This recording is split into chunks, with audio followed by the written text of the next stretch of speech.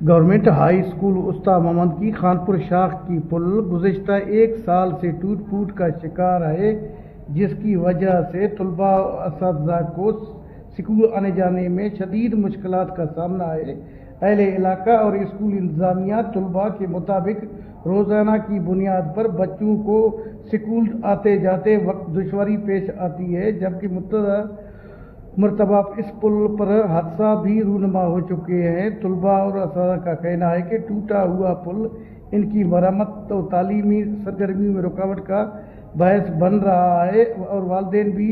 بچوں کی حفاظت کے لیے سخت پریشان ہیں۔ میں یہ گزارش کروں گا کہ یہ جو ہائی اسکول والی پل بنی ہوئی ہے یہ شاخ کے اوپر، ویسے تو اس کو بڑا عرصہ گزر چکا ہے، اس کے بعد یہ دوبارہ نہیں بنی ہے۔ اب اس کی حالت یہ ہے کہ سارے سائڈیں ٹوٹ گئی ہیں، نیچے سے ٹوٹ گئی ہے، بچے آتے جاتے ہیں، کافی مرتبہ بچے شاخ میں گر چکے ہیں۔ میں یہ گزارش کرنا چاہتا ہوں کہ یہ ہمارے اسکول کا مین راستہ ہے، اس اسکول کو اور کوئی راستہ نہیں، یہی ایک پل ہے جس سے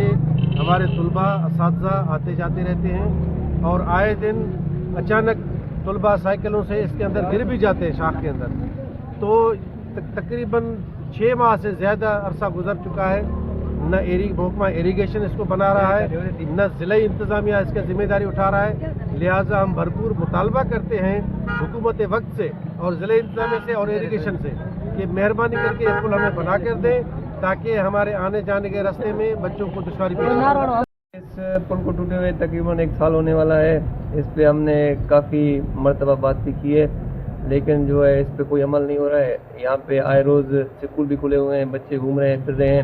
کسی بھی وقت کسی بھی حادثے کا سبب بن سکتا ہے۔ ہم بلسن حکومت سے اپیل کرتے ہیں کہ مہربانی کر کے اس کو بنایا جائے۔ جبکہ ہیڈ ماسٹر ہائی اسکول استاد محمد کا کہنا ہے کہ حسن صاحب بات یہ ہے کہ یہ پرانا اسکول ہے